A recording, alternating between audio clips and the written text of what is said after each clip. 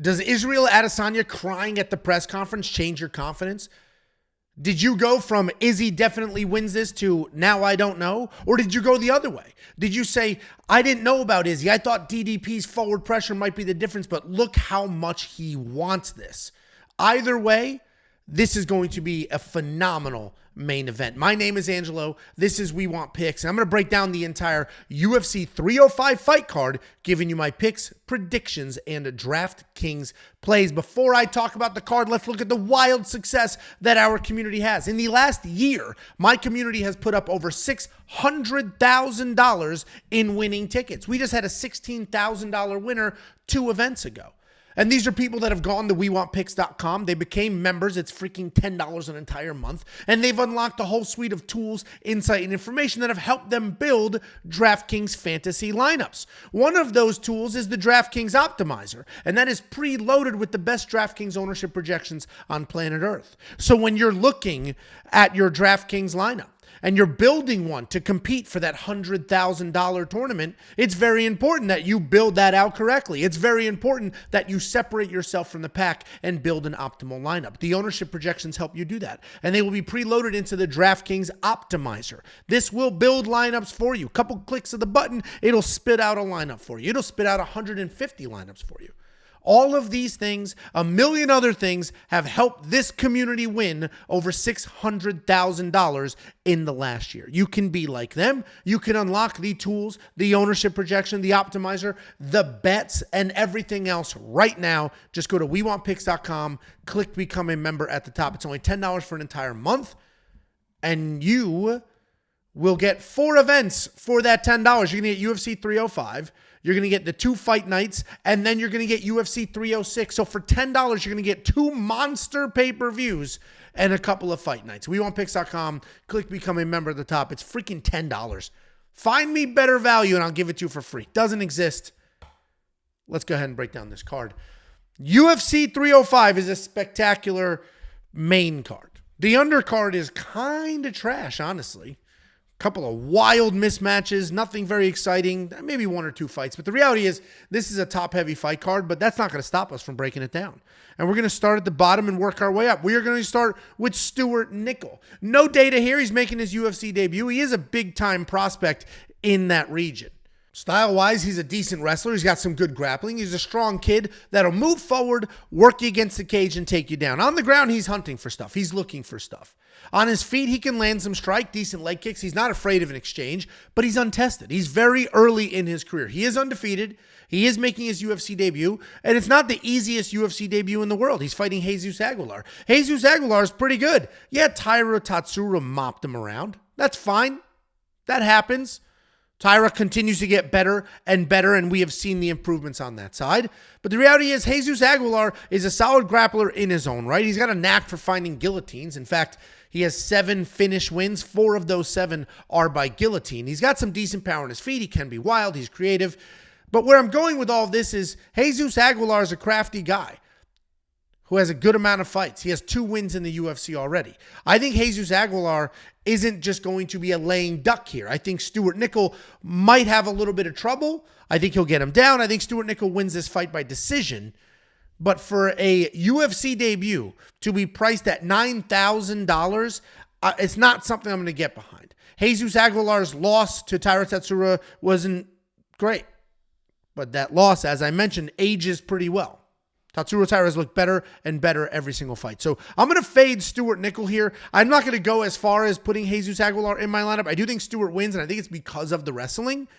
But I think Jesus is crafty enough at this point, and there's too many unknowns for me to spend $9,000 on a UFC debut.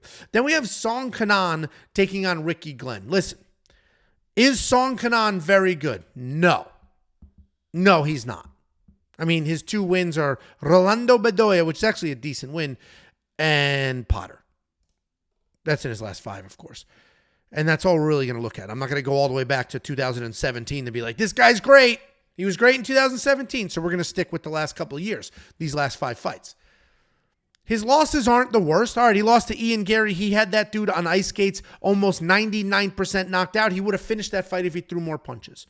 You lost to Max Griffin? Fine. Max Griffin's a big athletic guy that can make some stuff happen. Losing to Josette.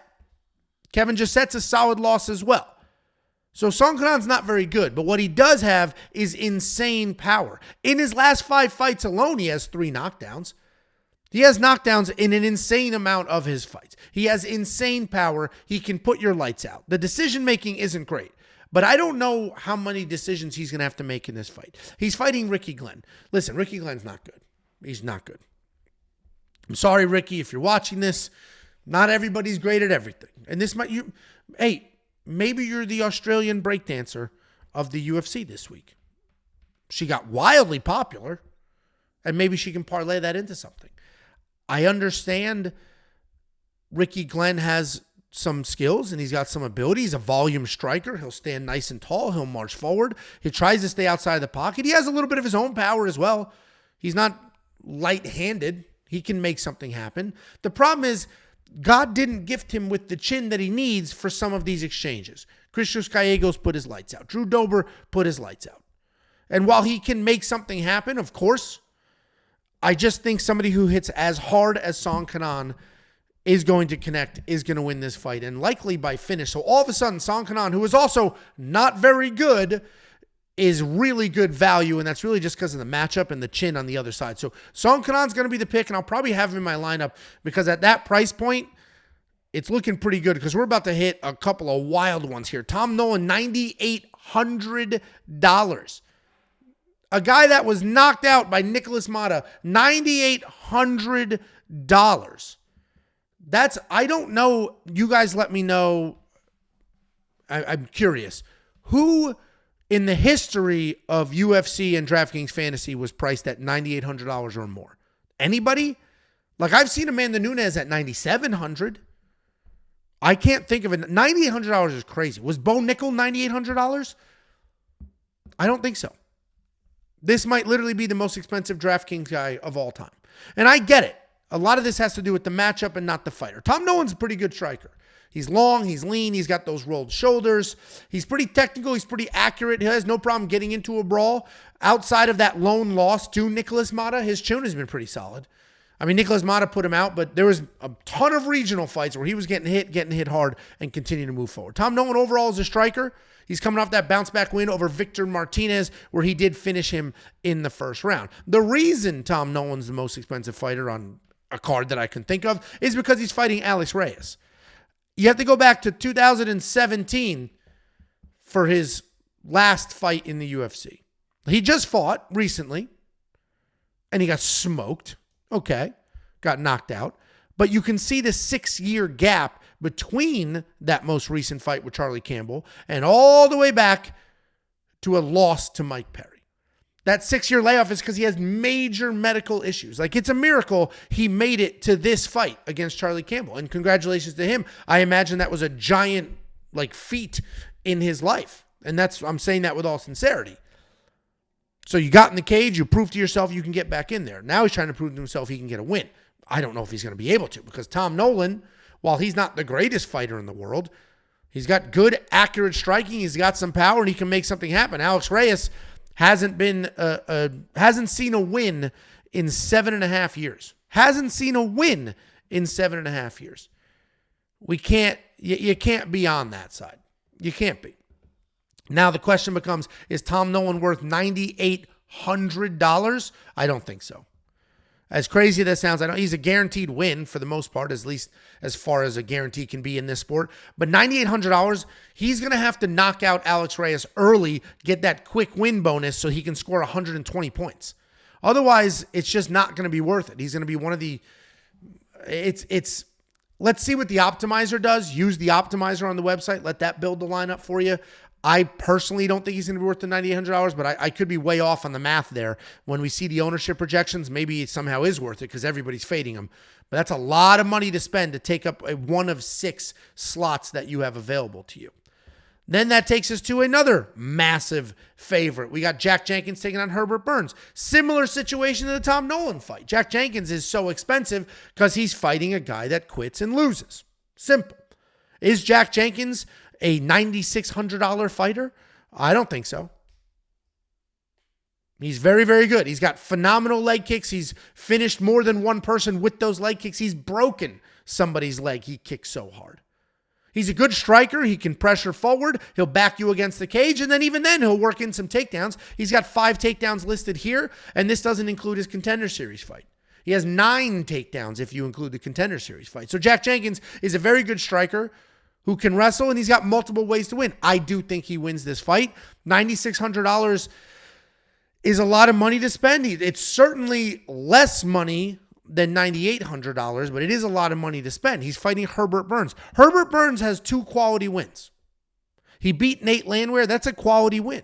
He beat Evan Dunham. Dude, Evan Dunham was good. If you guys were watching the sport back then, or at least, even pre-COVID, Evan Dunham is good. And Herbert Burns was able to make it happen. And that's because Herbert Burns is a nasty grappler. He is a nasty, nasty grappler. And if he can get this fight to the ground against Jack Jenkins, he 100% can win this fight. But the problem with Herbert Burns is he quits. He's literally a quitter. He's got quit in him. Any one of these fights, they got a little tough and he quit. Bill Algeo, he had that dude in all sorts of crazy trouble. All sorts of trouble. But Bill Algeo's a jiu-jitsu black belt, stayed composed, made it happen, finished Herbert because Herbert quit. Julio Arce, Herbert quit, he finished Herbert. Jack Jenkins should absolutely win this fight. I will probably have him in my lineup, even though that's an expensive price point. And then you might say, well, it's only $200 more for our buddy Tom Nolan. I think the likelihood of Herbert Burns getting finished early is higher than Alex Reyes. Alex Reyes in his last fight came off a 6-year layoff. He might look a lot better in this fight, and that fight could go a little longer, and all of a sudden, he's not as vulnerable as we just saw, where Herbert Burns is just getting smoked. Yeah, there's long layoffs between these fights, but being a quitter is very different than not having the chin. Those are 2 very different things. Herbert Burns is a quitter. And I'm sorry. I know that's offensive. Oh, how dare you? You don't step in the octagon. You're right, I don't. But if I did, I'm not going to quit. I don't quit at my job. That's his job. That's your literal job. It's his job. Hey, what do you do for a living? I fight in a cage. Oh, can I see your last fight? Yeah, I did quit, though. I stopped fighting when it got a little tough. Can't bet on a guy like that. Then we have Luana Santos and Casey ONeill. This is a short notice step up. Luana Santos is stepping up on short notice. It's the appropriate weight class and all those things, but she is stepping up on short notice. So far, so good for Luana Santos. 3-0 under the official UFC umbrella. Her actual fighting style is judo practitioner. She comes forward, she'll throw a little bit wild, it's got some power in those hands, then she'll toss you on your ass and work from there. That's it. Luana Santos is a high-level BJJ practitioner, a high-level judo practitioner. She's got some actual wrestling takedowns as well, and that's what she wants to do. She wants to get these fights to the ground. We did just see in her last fight some very real power in her hands. She didn't get credited with a knockdown, but she cracked Maria Agapova, basically dropped her, went from there, and then won that fight. And then there is this weird narrative that Luana Santos has cardio issue. I don't know where that narrative is coming from, because this fight that I've highlighted here, Stephanie Egger, that went to a decision. She had multiple takedowns, 9 minutes of control time. She won the 3rd round on 2 of the judges' scorecards, and this was also a short notice fight, and it was up in weight. We have seen Luana Santos do well on short notice. We've seen her do well against heavier people. We've seen her do well against strikers. I think Luana Santos wins this fight. The question becomes, is she worth the money? And we'll try to answer that question in a second. She's fighting Casey ONeill. Casey ONeill, for this stretch of her career, these 4 fights, was like, oh shit, how good is Casey ONeill? How good is she? Because we knew she was a good Muay Thai striker. That's her base, is Muay Thai. And then all of a sudden, she started working in takedowns. She took down every single person she fought, except Roxanne Modafferi. And this is about when the wheels started to come off. She was striking her face off, super high volume, stuff like that. But she couldn't take down Roxanne Modafferi. Then she fought Jennifer Maia. All right, she lost Jennifer Maia. That's a quality loss, though. Jennifer Maia is good, but couldn't take down Jennifer Maia. Now, this loss isn't great. And Ariana Lipski, now Da Silva, is a good fighter. So I'm not saying it's not a great loss because Ariane Lipski sucks. Ariane Lipski's good, went from like a not dangerous volume striker to a well-rounded, can make something happen type fighter. But the way Casey ONeill was taken down and submitted just tells me that that's what Luana Santos is going to do. I do think Luana Santos wins this fight, and I do think she can win by finish.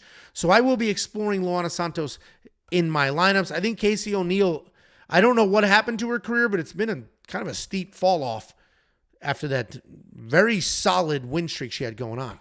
Then we had Josh Culibao versus Ricardo Ramos. I'll tell you right now, I'm not putting Josh Culibao in my lineup, and I may have the other side in my lineup. Even when Josh wins, his scores suck, okay?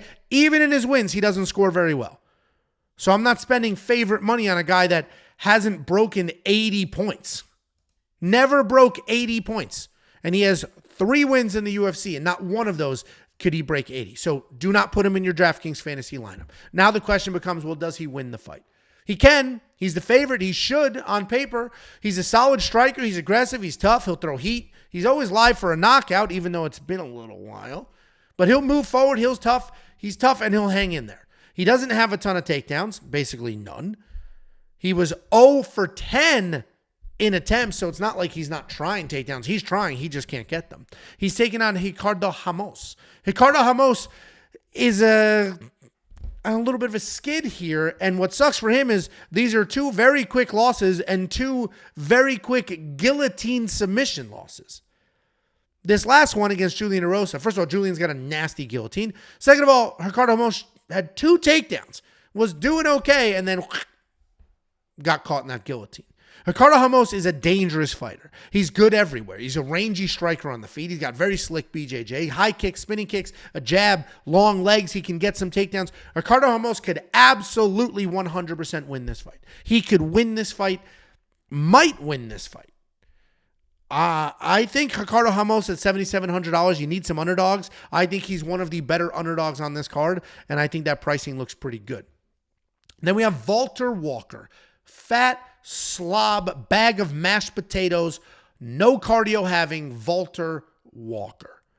And every single one of those descriptions I just used about him is based off of this fight. Because going into that fight, I was very high on Valter Walker. He's a giant man. He's 6'6". He fights like a Nurmagomedov. He has nasty takedowns. This man is the future of the heavyweight division. And then he showed up looking like the Marshmallow Man, got tired immediately, and sucked against the guy that he should have beat. $9,400 in DraftKings Fantasy. A guy that should have scored 190 points. And while I put Valter Walker on the permanent fade, this guy sucks, never use him again list, well, I saw that they gave him underdog pricing. I see that his opponent also can be taken down. I saw his Instagram picture where all of a sudden Valter Walker is looking pretty good. Shed an extra human's worth of weight. And I hope he did that by just hitting the pavement and running. No Ozempic shortcuts. Hopefully Valter Walker lost that weight by working on his cardio. Because Valter Walker with cardio, a heavyweight that can wrestle like a lightweight, is a good fighter. I think he wins here, and last time ever, I will put him in my lineup at $8,000. But let's go ahead and take a look on the other side. He's fighting Junior Tafa, Justin Tafa's younger brother. He's long, he's lean, but he can't really defend takedowns. He fought Muhammad Usman, who sucks. And Muhammad Usman was able to take him down a handful of times with, like, not actual takedown attempts. Junior Tafa is a dangerous striker. He had a professional kickboxing career before he moved into the UFC, and he was successful. He's got power. He's got good footwork. He has a willingness to engage. He's not afraid of a fight. Decent chin on him as well, but he can't defend a takedown. And that's ultimately what this is going to come down to. Valter Walker, hopefully with some cardio, will get the takedowns and win this fight. I will have Valter Walker in my lineup, and if he loses, then that's it. If he loses from this breakdown forward, I will never even say his name again. I will just skip him. I won't acknowledge that he's a human being that's alive. I won't do it. Then we have the main card opener. We have Jingliang Li, or Li Jingliang, taking on Carlos Prates. The Leech. Everybody loves the Leech. He's one of those fighters that has this, like, underground support. He's not the most popular fighter on any fight card he's ever been on, but anytime he fights and anytime somebody picks against him, there's a whole mob of people that come out talking about the Leech. No way. He's never been finished. The Leech isn't, well, he's never been knocked out. The Leech isn't going to come in here and get smoked. That's not who he is. Remember when he was supposed to lose to Salikov? And I get it. He's a good fighter. He's got good boxing. He's got good volume. He's got some power in his hands. He'll mix in some low kicks, and then he'll start throwing bombs at your head. And he's a durable guy. He has never been knocked out. A long, long fight history. He's never been knocked out, and he certainly has the power to do some knocking out. I don't know if you can see it on your screen, but I'm highlighting all of these knockout wins. The most recent one was that knockout over Muslim Salikov, where he was squarely the underdog, and he knocked that old man out. Before that, he knocked out Ponzinibbio. But this is a different world, because he's fighting Carlos Prates. Carlos Prates is a different animal. Now, when he beat Trevin Giles, he was getting touched up. He was backing up. He was getting touched up. You can see only 37 strikes in a round and a half. There wasn't a lot of volume there, and my notes on him were low volume, backs up, not very good. But ultimately, he found that punch. He knocked out Trevin Giles. But then when he fought Charles Radtke, and I get it, Charlie Radtke isn't a top 10 fighter. I fully get that the Leech has fought a much higher level of competition. But when he fought Charlie Radtke, he wasn't a low volume back up and weight.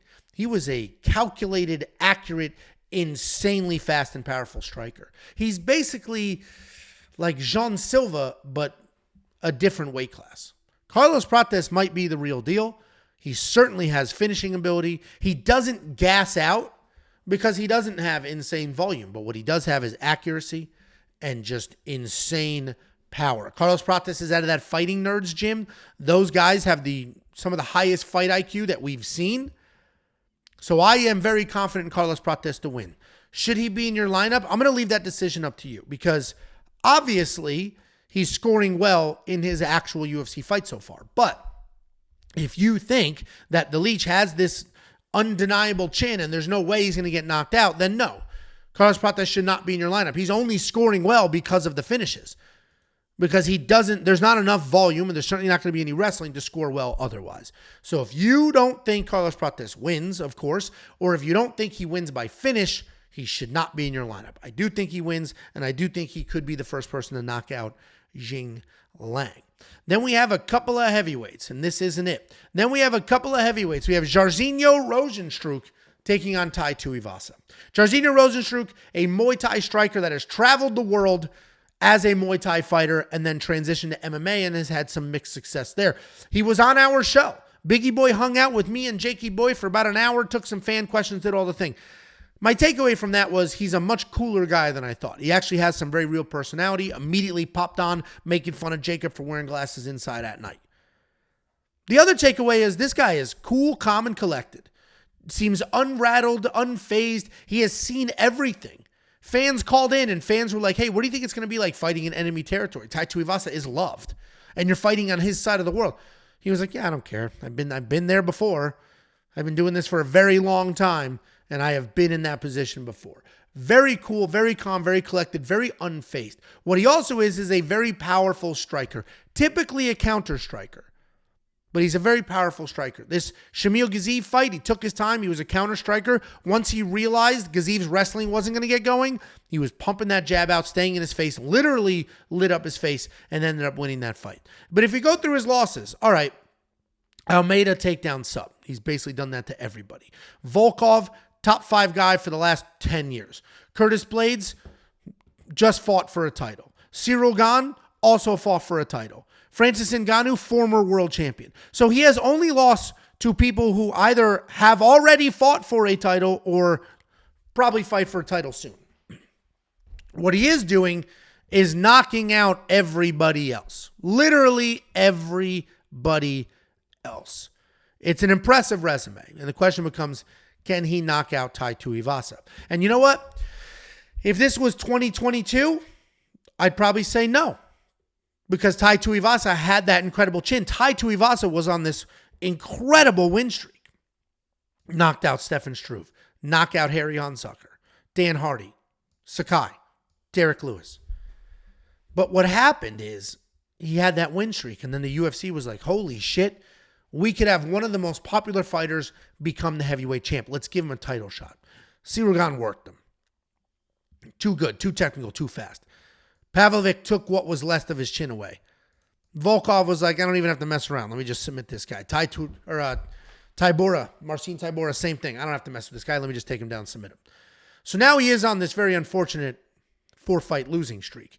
The big highlight here, though, is the Pavlovic knockout. The Pavlovic knockout took away what was left of his chin.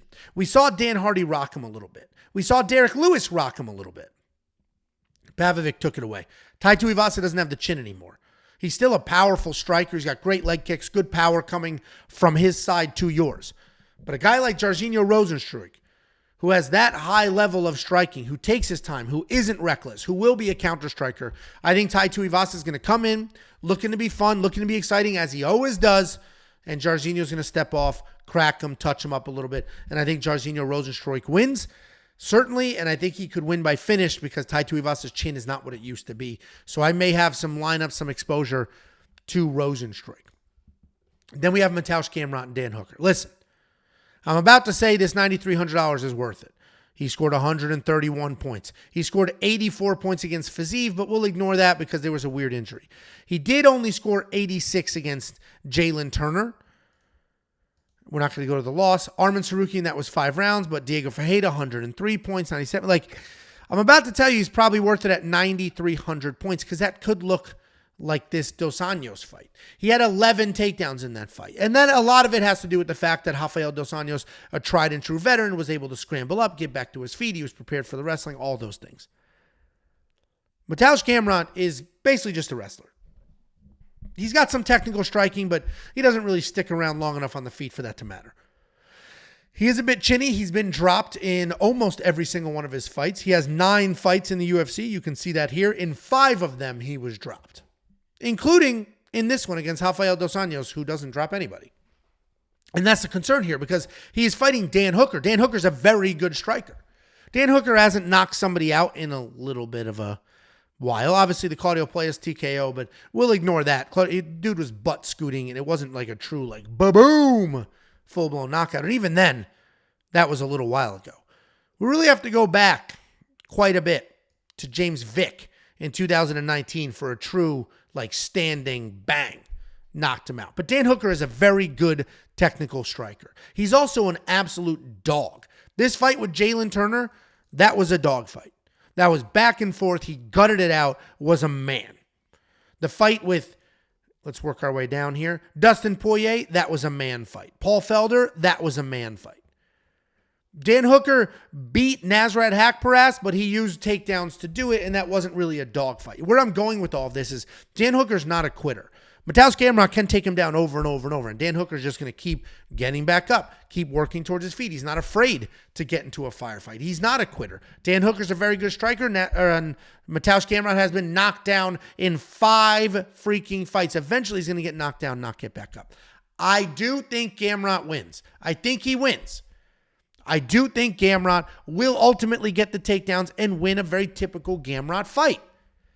But Dan Hooker could have some success here. I'm probably not going to put him in my lineup.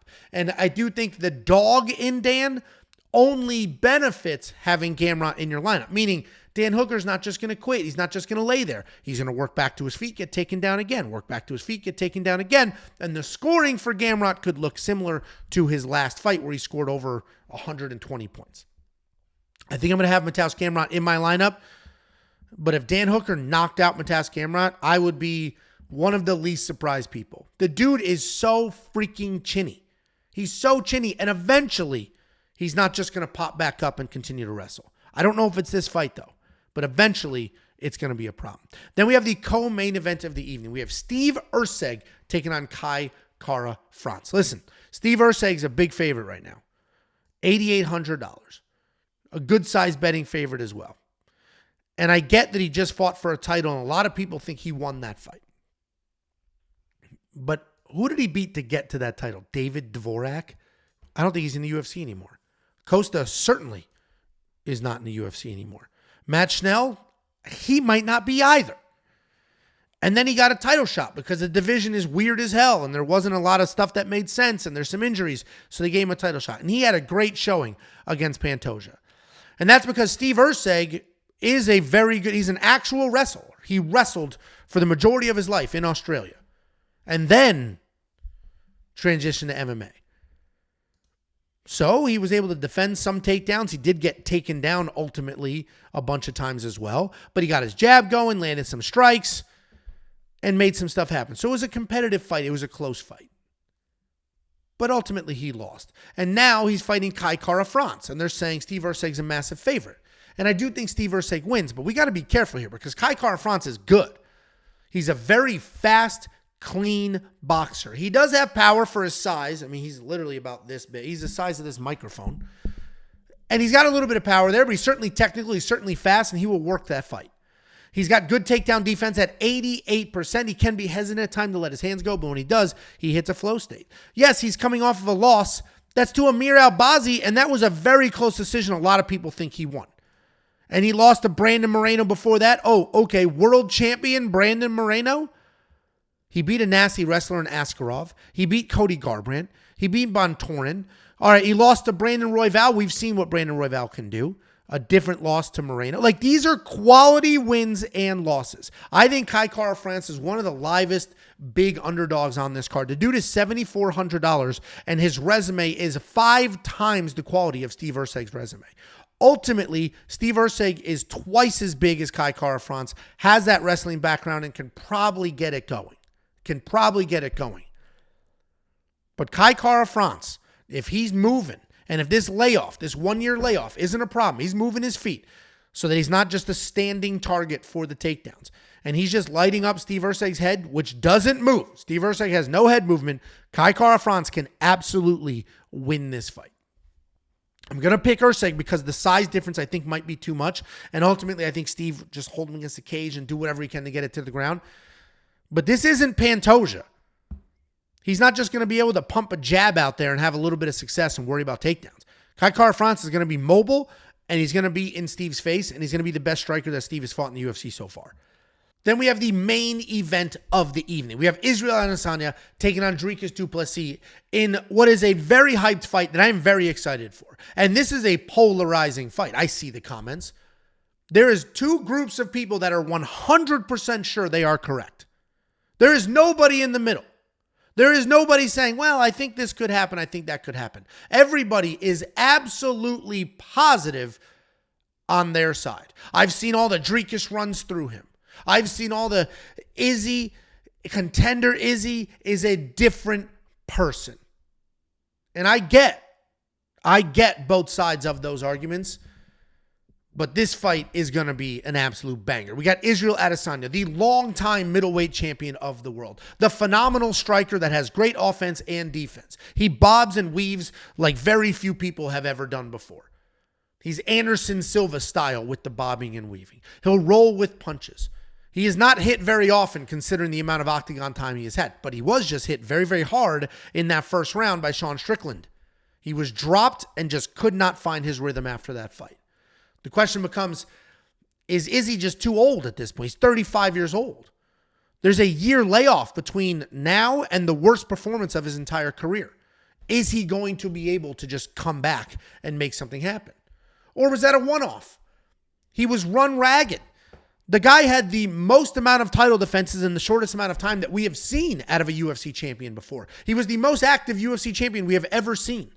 And did that just wear on him? And that's why in that Sean Strickland fight, he got cracked early, couldn't find his rhythm. He's just over it. And now contender Izzy, the guy who wants his belt, the guy who's crying at the press conference because he cares that much. Is that person a different version? Is he going to come in here more motivated than ever? Moving forward instead of moving back, letting his hands go instead of waiting the counter strike. And he's going to need to do that. Because Dricus du Plessis isn't going to give him 30 seconds to think. Dricus du Plessis is just going to move forward at 100% pace for 25 minutes. We watched him do it against Sean Strickland. We watched him do it against Whitaker. We watched him do it against Brunson. And you know what? Right around here, when he beat Tavares and he beat Darren Till, that's when I was like, this guy sucks. He's sloppy. He's reckless. He's not that good. And then he cleaned some things up, got surgery to fix his cardio. He always said, oh yeah, I trained my ass off. I have a nose issue. I don't know what the issue was. So he literally got it fixed. And then we saw the cardio take off. All of a sudden, holy shit, I think he did get it fixed because he went full 25 minutes at a full pace with Sean Strickland. Didn't look tired at all. Robert Whittaker, that fight wasn't really long enough to know if he was going to get tired or not. All of a sudden, Dricus du Plessis, who is reckless, who is sloppy, is winning fights. He's just moving forward, throwing every strike he can, working and just winning fights. What this guy is doing makes no logical sense. Is he better than Israel Adesanya? No, he's not. He is not more technical. He's not the better striker. But he has insane cardio. He has wrestling. He has power. I think Dricus du Plessis wins this fight. I think a 35-year-old Israel Adesanya, thinking that he's 28 with that speed and that head movement, I just don't think that's going to be the difference. I think Dricus du Plessis is going to be too much for too long. And Izzy is not going to be able to find his rhythm, which he needs. He needs a counter-striking rhythm to have success, and I don't think he's going to find it. Certainly he can catch Dricus just running in because that's what Dricus does, but I think Dricus wins this fight, and I think $7,900 is a steep discount. But guys, if you're on the Izzy side, and if you think Contender Izzy is that guy, well, here's your chance, and it's probably the very last time we will ever see Contender Izzy. Because if he loses this fight, I imagine he retires. If he wins this fight, well, then he's not the contender anymore. He's the full-blown champ. Guys, that is the breakdown. Join this crew. This crew of people that have won over $600,000 in the last year. Go to WeWantPicks.com, click Become a Member at the top. It's $10 for an entire month. You will unlock the DraftKings ownership projections. They will be preloaded into the optimizer. You're also going to get picks, bets, and so much more. It's an entire month for $10. That's UFC 305, 2 fight nights, and UFC 306. WeWantPicks.com, click Become a Member at the top, and enjoy the fights this weekend. I know I will.